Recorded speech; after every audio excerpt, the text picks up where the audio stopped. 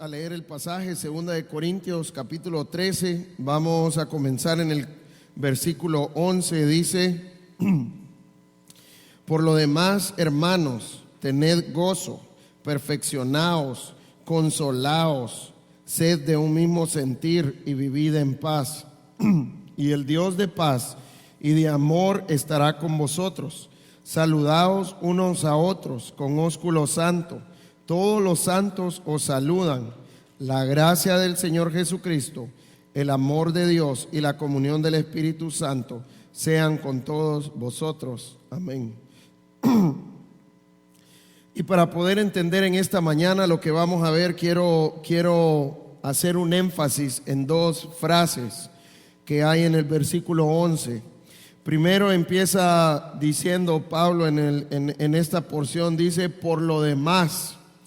La idea de por lo demás es entender como que él nos está diciendo: para terminar voy a darles estas instrucciones. Y cada vez que nosotros miramos una carta y cuando vamos a hablar del final de la carta, siempre me pongo a pensar qué está pensando la persona que va a escribir. Y siempre he pensado que cuando uno va a terminar una carta es como qué puedo dejarles en su mente tan importante, o como un resumen de la carta para poder animarlos a seguir viviendo delante del Señor. Entonces Pablo nos va a presentar las instrucciones finales que le está dando a esta iglesia de Corinto. Ahora, la segunda frase que quiero resaltar en este momento es al final del versículo. Dice que lo que Pablo va a empezar a hacer es presentar imperativos, mandatos de estas instrucciones que él va a dar. Ahora, él nos muestra al final de este versículo qué va a pasar si nosotros cumplimos estos mandatos. Y dice al final del 11: y el Dios de paz y de amor estará con vosotros. Entonces, ¿qué va a pasar si cada uno de nosotros cumplimos estos mandamientos? Dice que el Dios de paz estará con vosotros. Y la idea de con vosotros, lo que quiere decir es que va a estar entre nosotros. ¿Cuál es la idea de estar entre nosotros? Que Él va a obrar en nuestras vidas primeramente, pero que va a obrar a través de mí también, que va a obrar en la iglesia, que vamos a poder ver su poder y su obra tanto individualmente en cada hijo de Dios como en la iglesia en general también.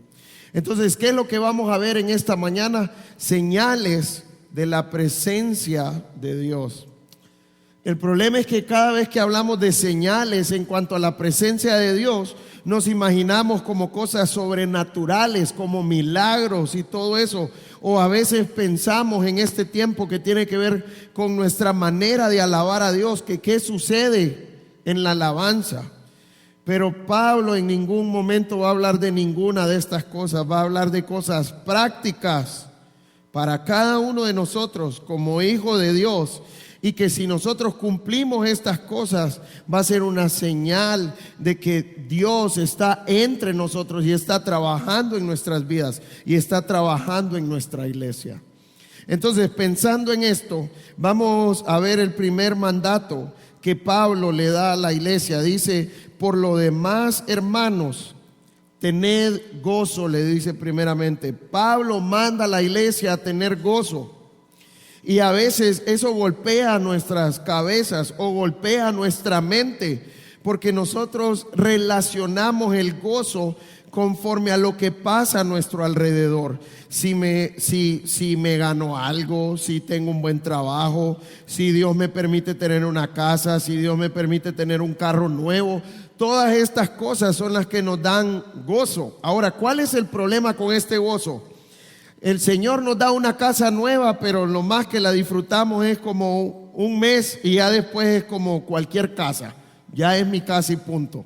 El Señor nos da un carro nuevo y nos emocionamos tal vez una semana y lo disfrutamos conociéndolo, pero ya después de una semana ya es normal. Igual con celulares. El primer día uno ni duerme con ese chunche por estar viendo qué es lo que hace. Pero ya después, cuando uno aprende a usarlo, ya es como cualquier celular ya. Este gozo es pasajero. El gozo que provee el mundo es pasajero. Ahora, la Biblia dice que el gozo del Señor es diferente al gozo del mundo. Y de este gozo es que está hablando Pablo. La Biblia dice en Gálatas 5:22, mas el fruto del Espíritu es amor. ¿Y cuál es el segundo aspecto del fruto del Espíritu? Gozo. ¿Y qué es lo que nos quiere enseñar Gálatas 5:22? Que esto viene de estar en comunión con Dios. Entonces, el gozo del Señor, ¿de dónde viene? Viene de estar en comunión con Dios, y no importa lo que esté sucediendo a mi alrededor. Si yo estoy en comunión con Dios, Él va a producir ese gozo en nuestras vidas. Ahora, ¿de qué viene ese gozo? Nosotros hablamos del fin de semana, que la idea de estas reuniones debe de ser una celebración, debe de ser una fiesta. ¿Qué hace uno en una fiesta? Celebrar algo. ¿Qué debemos de celebrar nosotros el fin de semana? Debemos de celebrar la obra de Dios en nuestras vidas y en nuestra iglesia. Vamos a celebrar lo que Dios hizo en nuestras vidas en esta semana. Esto es la meta del fin de semana. ¿Qué vamos a celebrar? Si el Señor me permitió reconocer un pecado, si el Señor me permitió tener victoria sobre un pecado, esto es lo que vamos a celebrar. Ahora, si yo no quiero venir el fin de semana, entonces ¿qué pasa? No tengo ni siquiera motivo para celebrar. Así debemos de ver nuestras reuniones como iglesia, en donde vamos a celebrar la obra que Dios está haciendo, no solo en mí, en mis hermanos también. Y vamos a celebrar la comunión que Dios nos ha dado como iglesia. Importante es entender que este gozo no viene a través de las circunstancias, sino que viene de vivir en comunión con Dios. El otro aspecto importante de esto es que todos estos imperativos tienen un tiempo verbal presente. Esto significa que no es que solo estoy gozoso en este momento. El presente no solo es este momento, sino que es algo continuo también.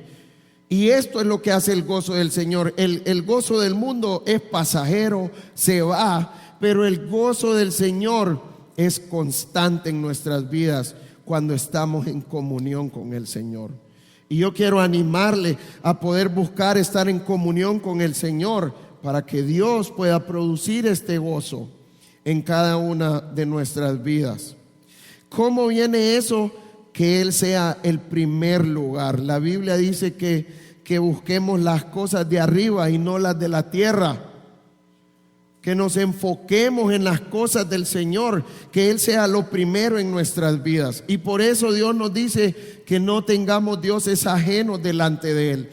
Que no haya algo en mi vida que se vuelve más importante que Dios, porque estoy desenfocándome de Dios y estoy enfocándome en otra cosa. Y eso se vuelve mi Dios, si eso se vuelve más importante que nuestro Dios. Si nos enfocamos en el Señor, voy a vivir en comunión con Él y Él va a producir ese gozo en nuestras vidas. Vamos a ver el segundo mandato. Entonces, la primera señal es el gozo en nuestras vidas. Segundo mandato dice: perfeccionaos. Y ya habíamos hablado de perfeccionarnos la semana pasada. Pablo oraba por la perfección de los hermanos de Corinto. La idea de perfeccionarnos no es que voy a ser perfecto, que ya no voy a pecar, porque en este cuerpo eso no va a ser real. Perfeccionarnos tiene que ver con madurez. Entonces, ¿cuál es la idea de perfeccionarnos? Si me das la segunda, por favor. La segunda señal tiene que ver con perfeccionarnos, con apartarnos del pecado. La idea no solo es apartarnos del pecado, sino vivir en obediencia a su palabra. Esto es lo que Dios anhela de cada uno de sus hijos. Y esto es lo que nosotros, cada uno, necesitamos buscar: perfeccionarnos, crecer en la madurez, buscar la santidad de Dios, apartándome de mis pecados y viviendo en obediencia a su palabra. Entonces, la segunda señal es que nos vamos a apartar del pecado y va a ser algo continuo en nuestras vidas. No es que solo cierta temporada y después no. Dios quiere que nos rindamos a Él para que Él nos esté mostrando nuestros pecados y que podamos apartarnos y vivir en victoria, en obediencia a su palabra. ¿Cuál es el tercer mandato? Después de perfeccionaos, sigue consolaos. La idea de consolarnos tiene que ver con congregarnos. Nosotros a veces tenemos un mal concepto de lo que es congregarnos.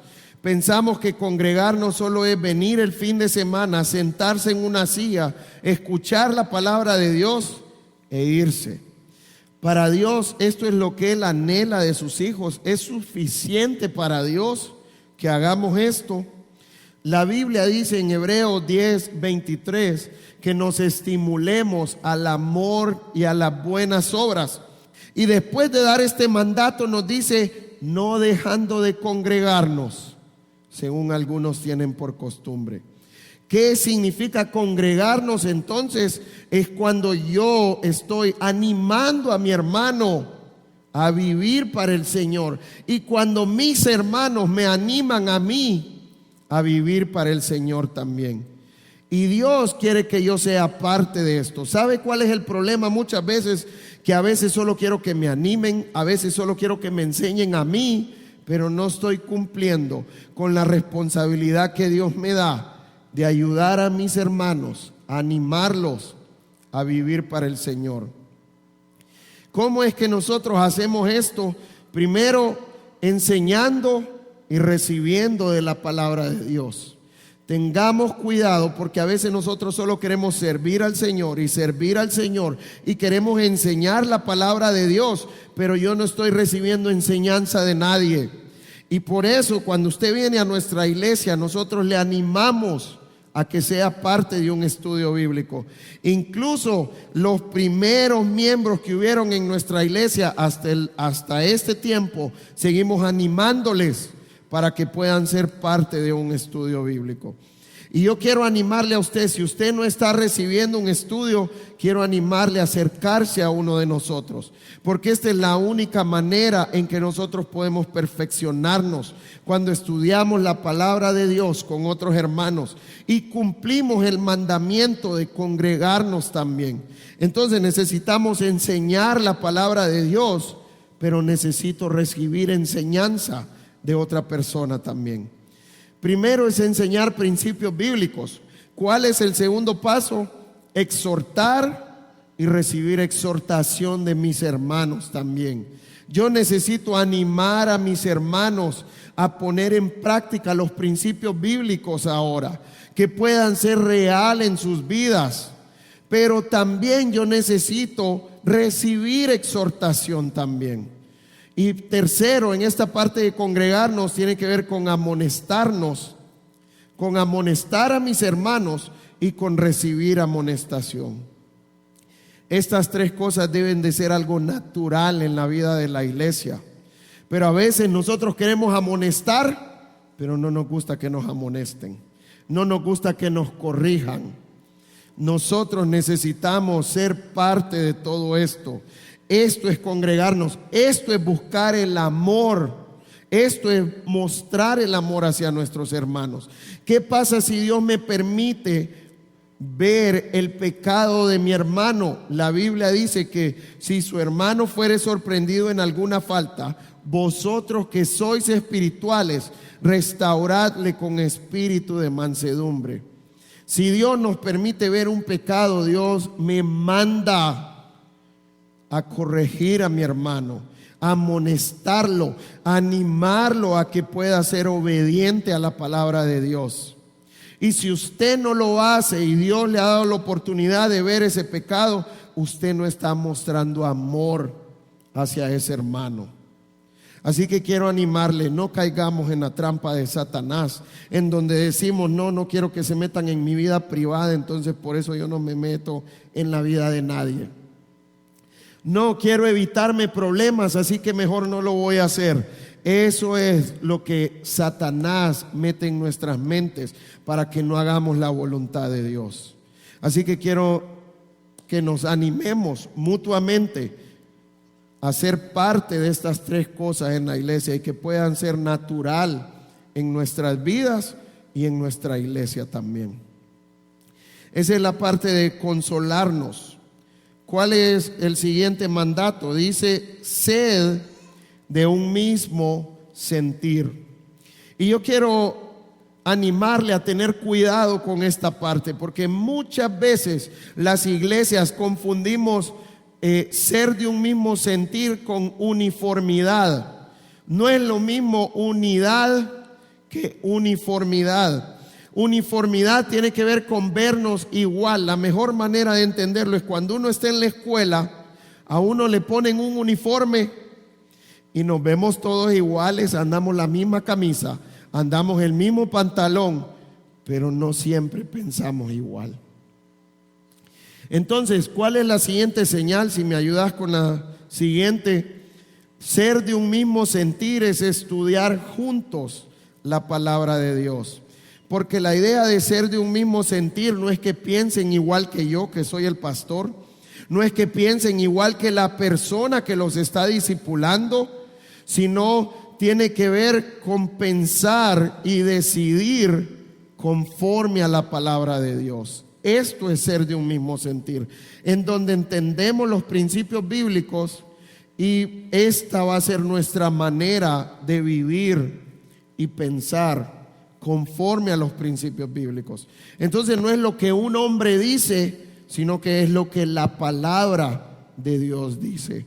Ahora, si nosotros queremos crecer en ser de un mismo sentir, necesitamos estudiar la palabra de Dios juntos.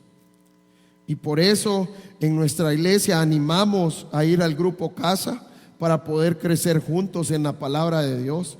Animamos a venir a los grupos medianos para poder crecer juntos en la voluntad de Dios. Animamos a los hermanos a seguir estudiando la palabra de Dios con otro hermano para que podamos crecer en unidad. Pregunta, ¿vamos a pensar diferentes en algún momento? ¿O vamos a ver diferente la palabra de Dios? Sí, pero que esto no sea motivo de división, sino de buscar juntos la voluntad de Dios y estudiar juntos la voluntad de Dios. Hacerlo con amor y respeto, porque a veces, y vos pensás eso, qué barbaridad. Y volteamos a ver mal a la gente cuando ya no piensan igual que nosotros. Y a veces hasta, y sos el pastor de la iglesia, y sos el líder de damas. Y tenemos todas estas frases para mostrar descontento cuando pensamos diferentes. Así que necesitamos buscar la voluntad de Dios. Y esto solo viene a través de estudiar la palabra de Dios juntos. Vamos a ver la siguiente señal. Al final, el último de ese versículo, mandato, dice, y vivid en paz. A veces pensamos que vivir en paz tiene que ver con ausencia de conflictos o tiene que ver con armonía. Y a veces ni corregimos a nuestros hermanos porque decimos, es que yo no quiero tener problemas con nadie. Pero ¿qué dice la palabra de Dios en cuanto a estar en paz? Vamos a Hebreos capítulo 12. A ver qué dice su palabra. Hebreos capítulo 12. Y vamos a ver el versículo 14. Dios nos da dos mandatos en este versículo. Y nos da una promesa también en este versículo, que si nosotros cumplimos los dos mandatos, la promesa va a ser real en nuestras vidas. Dice el 14, seguid la paz con todos y la santidad sin la cual nadie verá al Señor. ¿Qué es lo que me está diciendo este versículo? La idea es tener comunión con Dios. Yo no puedo tener comunión con Dios si yo no cumplo estos dos mandatos. Uno es estar en paz con todos y vivir en santidad, seguir la paz y la santidad. Pregunta, ¿yo puedo engañar a la gente que vivo en santidad? Sí, pero a Dios no lo puedo engañar. Yo puedo engañar a la gente que estoy en paz con todo el mundo, sí, pero a Dios no lo puedo engañar. Esto no es delante de las personas, esto es delante de Dios. Y Dios saca la luz en algún momento cuando tenemos problemas con alguien. Así que yo quiero animarle con esta parte: busquemos su santidad, entendiendo que solo así podemos tener comunión con el Señor. Y la otra parte es seguir la paz con todos. Y la paz entra en dos vías. Es la idea de hacer dos actividades en nuestra vida para poder estar en paz con todos. Paz no tiene que ver con ausencia de conflicto, porque si no, ustedes han escuchado un dicho que dice: no soy monedita de oro para caerle bien a todo el mundo. En algún punto de su vida usted no le cayó bien a alguien o ha tenido problemas con alguien. ¿Cuál es la idea de estar en paz? Porque si fuera esta la idea, nunca podríamos cumplir este mandato. Siempre va a haber alguien que nos va a ver mal. ¿Cuál es la idea de cumplir? Dios no nos va a pedir cosas que no podemos cumplir. Entonces, ¿cuál es la idea de cumplir este mandato? Primeramente tiene que ver con ser prontos para pedir perdón a las personas que yo he ofendido. Vamos a Mateo 5, el sermón del monte, en donde Cristo está enseñando a la multitud. Y mire lo que dice Mateo capítulo 5, versículo 21. Dice el 21 primeramente: oísteis que fue dicho a los antiguos, no matarás. Entonces, ¿qué decía la ley? No matar. ¿Qué es matar? Quitarle la vida a una persona. Ahora, ¿nosotros estamos bajo la ley o estamos bajo la gracia nosotros ahora? Ya no estamos bajo la ley, estamos bajo la gracia. Ahora, ¿la gracia vino a quitar la ley? ¿Qué piensan? No, vino a profundizar en la ley, vino a elevar la ley. Ahora, en la ley era no matar, no quitarle la vida. Ahora mire lo que dice el 22. Pero yo os digo que cualquiera que se enoje contra su hermano será culpable de juicio. Y cualquiera que diga necio a su hermano será culpable ante el concilio. Y cualquiera que le diga fatuo quedará expuesto al infierno de fuego. En la gracia, matar no solo es quitarle la vida. Con solo que me enoje con mi hermano, ya estoy matándolo. Con solo que le diga un insulto, aunque sea pequeño, con solo que le diga tonto, ya estoy matando a mi hermano.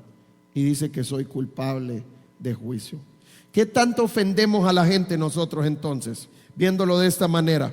¿Qué tanto matamos a la gente viéndolo de esta manera? Ahora, esto es agradable a Dios porque nosotros decimos: eso es normal, todo el mundo hace eso. Pero lo que queremos es como chinear nuestro pecado, hacerlo ver aceptable, hacerlo ver normal en este tiempo. Pero es delante del Señor que vivimos. Ahora, ¿qué es lo que el Señor quiere que hagamos si nosotros ofendemos a nuestro hermano? Mire lo que dice el versículo 23. Por tanto, va a concluir: si traes tu ofrenda al altar y allí te acuerdas de que tu hermano tiene algo contra ti. Ahora está diciendo, ellos presentaban animales como ofrendas en este tiempo. Si tú traes tu ofrenda al altar, pero en ese momento Dios te muestra que tu hermano tiene algo contra ti. Entonces, ¿qué es lo que está diciendo? Si Dios nos muestra que hemos ofendido a nuestro hermano, si Él me convence de que he ofendido a mi hermano, ¿qué tengo que hacer entonces? Primeramente, ya no presentamos sacrificios de animales nosotros. ¿Cuál es la ofrenda que nosotros presentamos? Romanos 12:1. Os ruego por las misericordias de Dios que presentéis vuestros cuerpos en sacrificio vivo, santo y agradable a Dios. Nuestra ofrenda es nuestro ser completo, nuestra vida. ¿Y qué es lo que nos está mostrando el Señor? Que yo no puedo entrar con pecado a la presencia de Dios. Yo no puedo decir que estoy en comunión con Dios si estoy en pecado, si Él me muestra mi pecado y yo no me arrepiento. y no pido perdón y me aparto. Ahora, ¿qué es lo que le dice el Señor entonces a estas personas? Versículo 24. Deja ahí tu ofrenda delante del altar y anda, reconcíliate primero con tu hermano y entonces ven y presenta tu ofrenda. ¿Qué es lo que Dios nos manda hacer?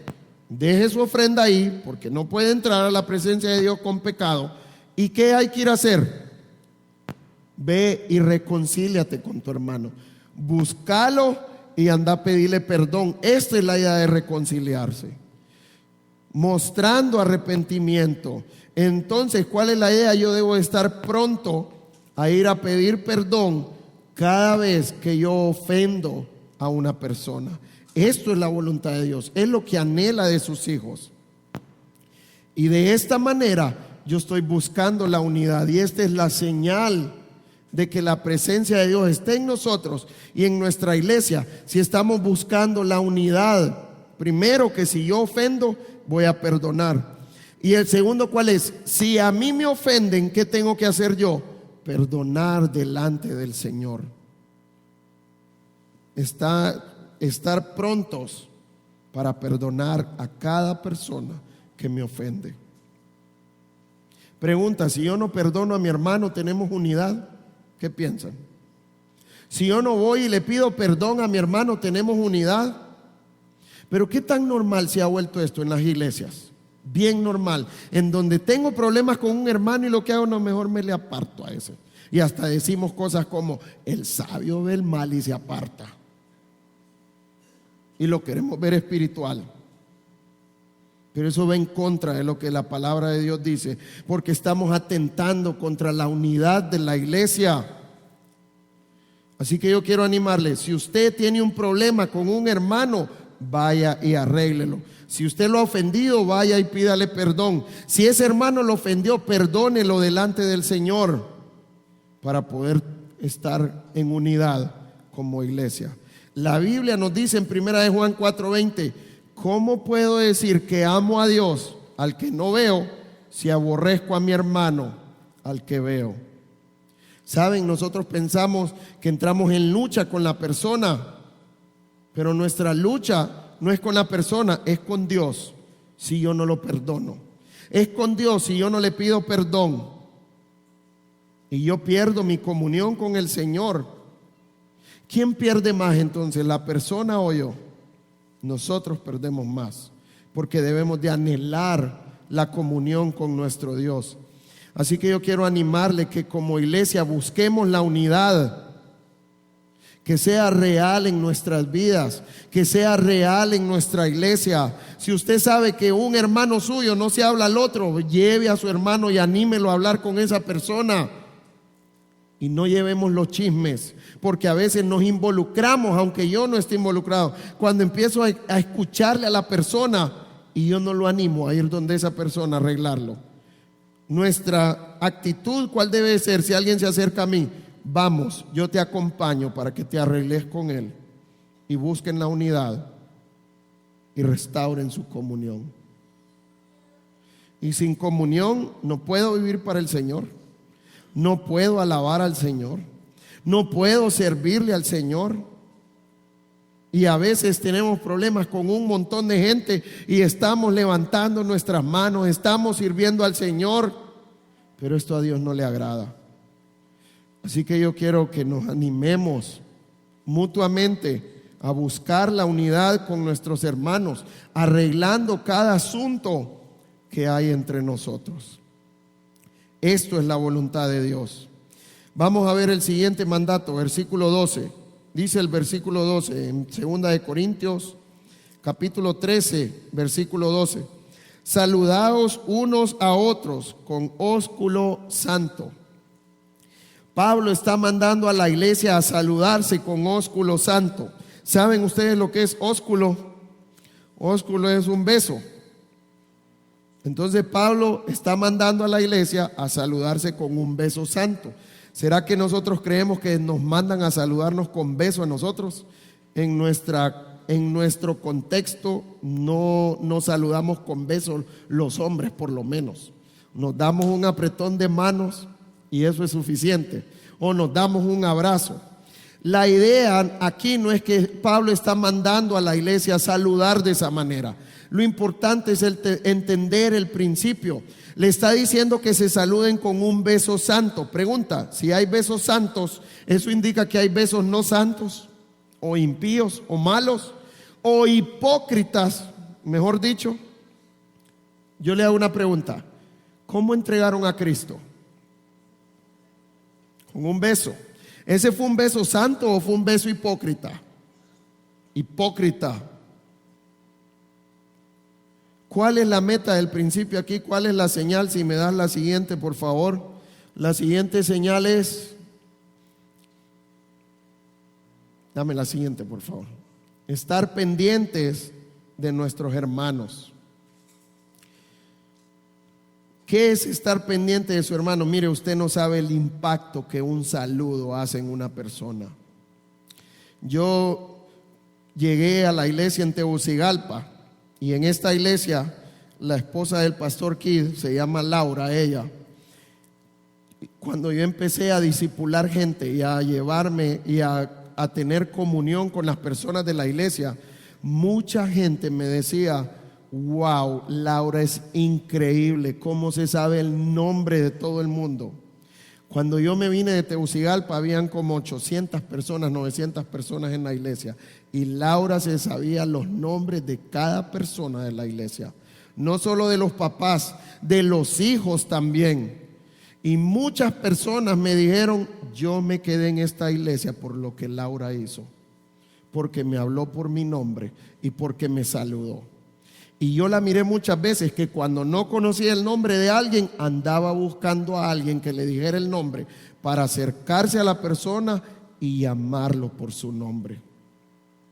Usted no sabe el impacto que un saludo da. Pero nosotros ponemos muchas excusas. A veces, es que yo soy volado, es que yo no veo la gente. Yo quiero animarle a estar pendiente de sus hermanos y que nos saludemos, no con besos, sino como estamos acostumbrados a hacerlo. Nosotros nos abrazamos, pero si yo abrazo, ¡ay, otra vez Gerson!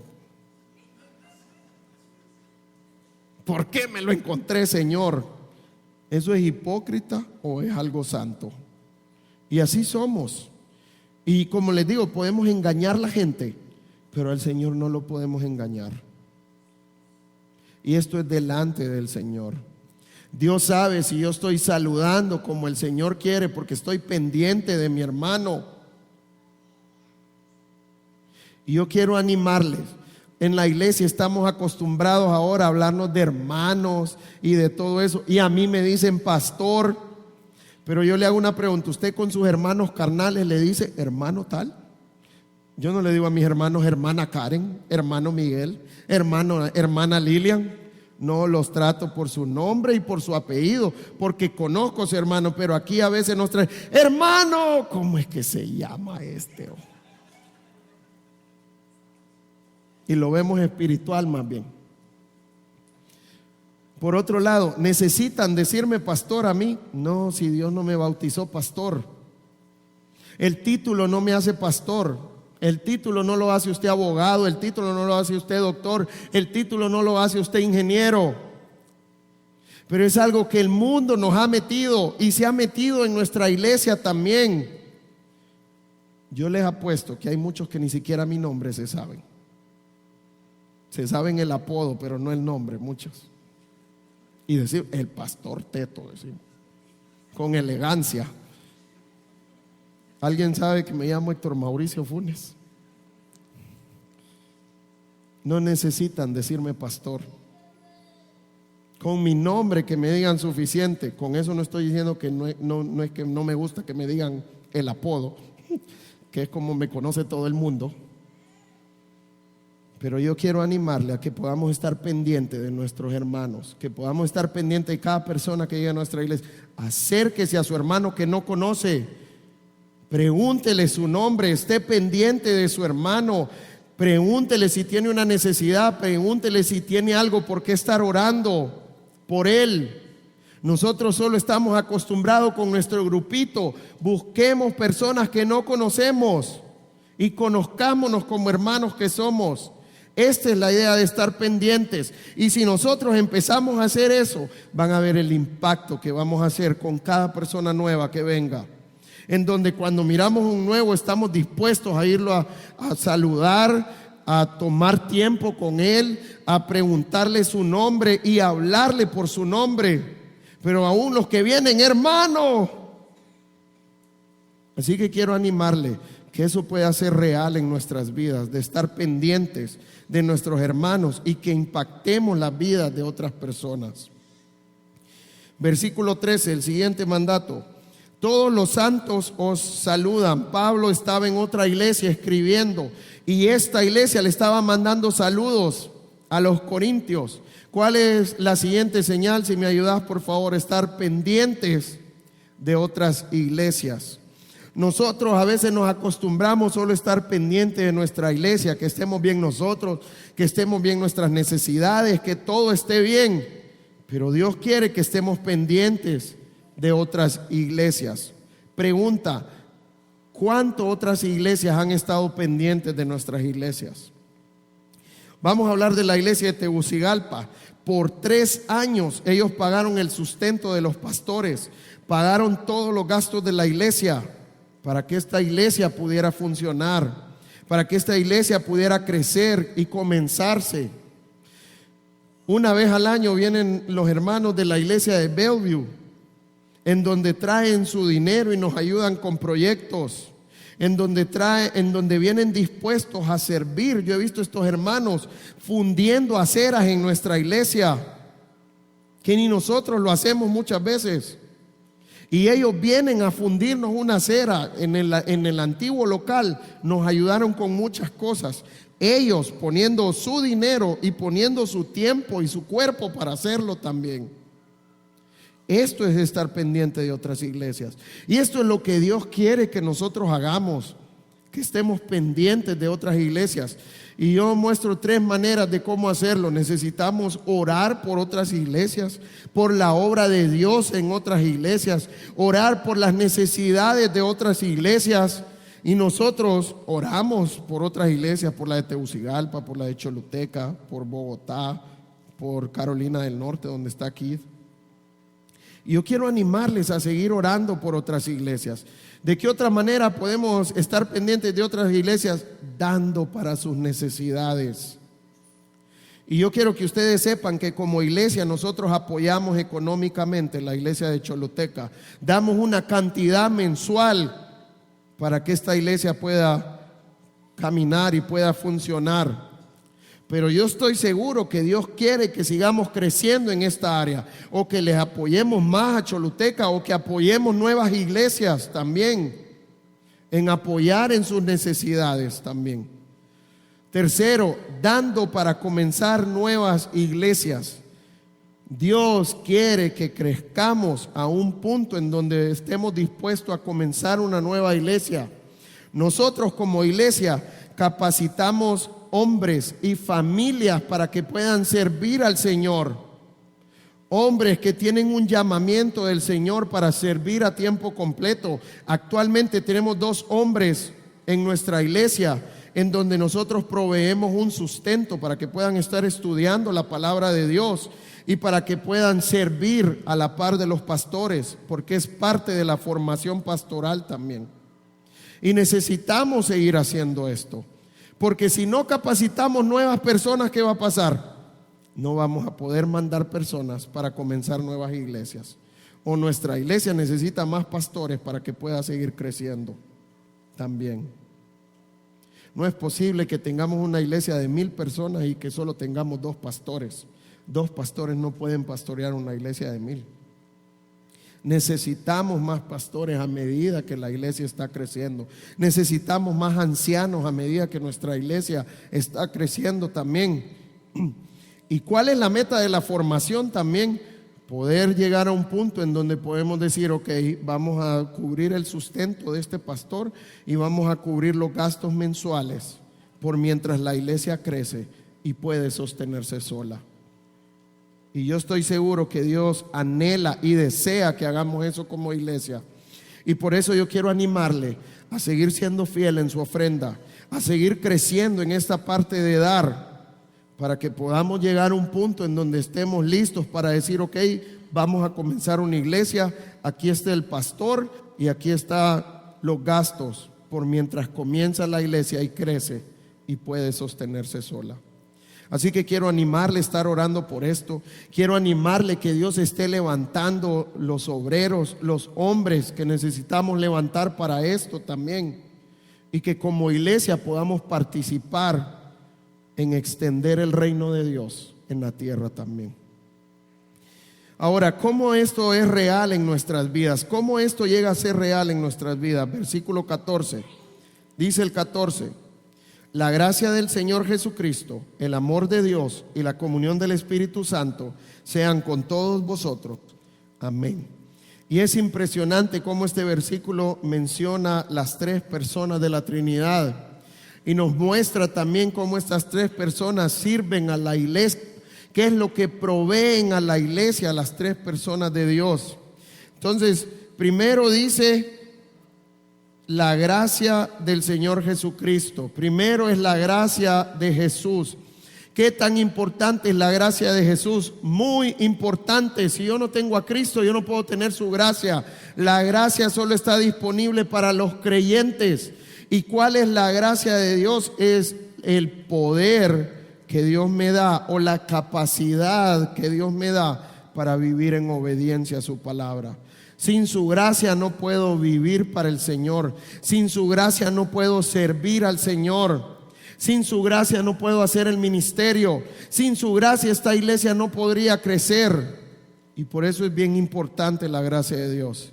Y necesitamos vivir en la gracia de Dios por esto. El segundo aspecto es el Padre. El amor de Dios, el amor del Padre. La Biblia dice: mas Dios muestra su amor para con vosotros, en que siendo aún pecadores, Cristo murió por nosotros.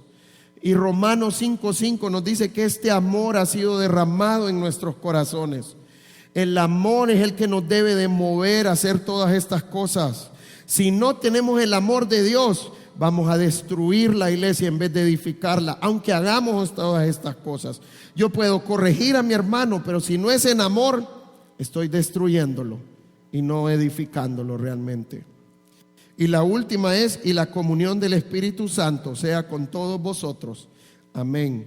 Si yo no tengo la comunión con el Espíritu Santo, yo no puedo tener comunión con mis hermanos. Y yo quiero animarles que podamos crecer en esto de la comunión, porque este es el anhelo de Dios, que seamos una iglesia unida, una iglesia que vive en comunión con los hermanos. Y todo esto se logra a través del Espíritu Santo, que porque tengo comunión con el Espíritu Santo, yo puedo tener comunión con mis hermanos también. Que podamos ser reconocida como una iglesia amorosa, como una iglesia que edifica su iglesia, que ama a cada miembro de su iglesia, y que podamos ser un impacto para otras personas. Vamos a orar. Señor, en esta mañana queremos darte gracias por este tiempo. Queremos darte gracias, Señor, por nuestras vidas. Gracias por tu obra, Señor, en cada uno de nosotros. Gracias por la salvación que tú nos has regalado, Señor. Quiero pedirte que tú obres en cada una de nuestras vidas, Señor. Que todas estas señales que miramos de tu presencia puedan ser real en nosotros, Señor. Ayúdanos a rendirnos a ti, Señor, para que todo esto pueda ser real en nuestras vidas, Señor. Y que tú trabajes en nuestras vidas, y que tú trabajes en nuestra iglesia, Señor, en donde estamos listos a mostrar el amor, en donde estamos listos a corregirnos por amor también, Señor, porque queremos edificar la iglesia. Ayúdanos a ser cuidadosos, a no destruir la iglesia en vez de edificarla, Señor. Todo esto te lo pedimos en tu bendito y santo nombre. Amén.